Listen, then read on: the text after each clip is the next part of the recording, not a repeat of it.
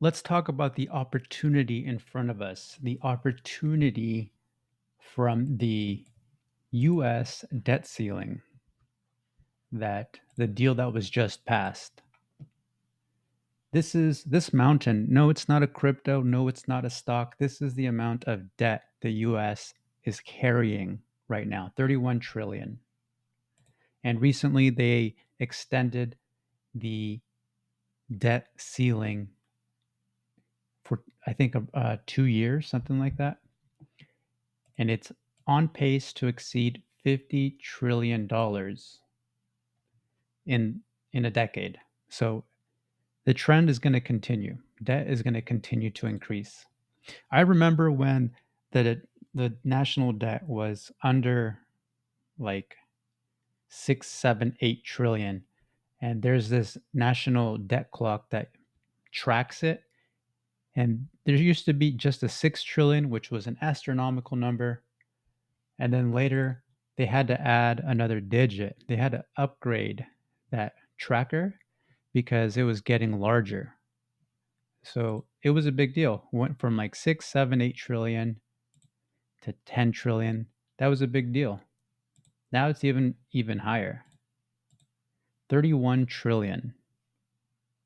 6 trillion, 31 trillion. 5x. Don't you wish you can get 5x? That's what the debt ceiling's doing. Isn't that nuts? Well, how do we make lemonade out of lemons? And one way, well, first of all, this isn't the first time this debt has gotten out of hand. It's it's standard operating procedure. Okay, let's look at the last time this got out of hand.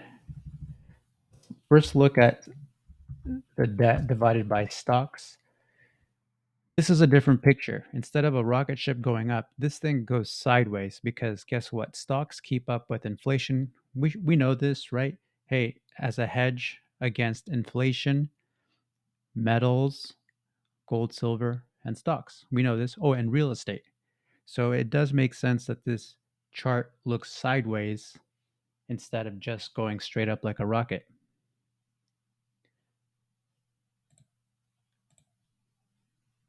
Well, what was the point of that? In the 70s, the debt was getting out of hand, and then that was corrected, which means stocks went up as the devaluation kicked in and they eased off. Same thing, 2010, they printed a bunch of money, and then that caused the stock market to go up, which is this chart is upside down. When the stock market is going up, this chart will go upside down because the stock market goes up relative to the debt. Let's do the same thing with gold. So this chart means, because this is the US debt compared to gold, the US debt goes up. When it goes down, it means gold is reflecting the ratio. Same thing, it's a sideways chart, but when this chart is high, it means debt has gone up a lot. Debt has gone up a lot. Debt has gone up a lot. And then when it's on the lower side, gold has caught up. And so the question is, will gold catch up? That is the question, because I think that's the opportunity. Will investors realize that, hey, this isn't getting better? They're devaluing currency. What are assets that have not captured that mispricing, or is it mispriced? So that's the question. Here's a log chart. Maybe a log chart is a better way to look at it, but let's say everything up here, debt was strong, and everything down here, gold was strong. That's what I believe. Let's look at another one. Last one, we'll look at silver. Now, if you followed silver, you know that in 79, 80, 81, silver was really strong. It went to 50. So I'll just draw. Here's silver 50. It did it again in 2011, right? So again, this is debt divided by silver. When the government takes on more and more debt, this chart shows more and more debt. When investors decide to protect their assets and crowd into gold and silver, well, this chart reflects that. So it hasn't reflected that. And will it reflect that going forward? And will it go to 50?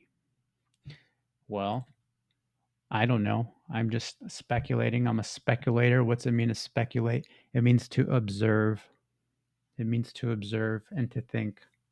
So maybe it'll do it again sometime in the future, because investors are waking up. People are waking up. We know the grocery store prices are going up. We know gas gets expensive, and then they manipulate it.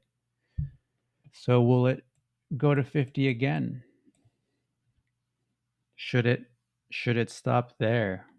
See, now that's where it gets interesting. I don't know.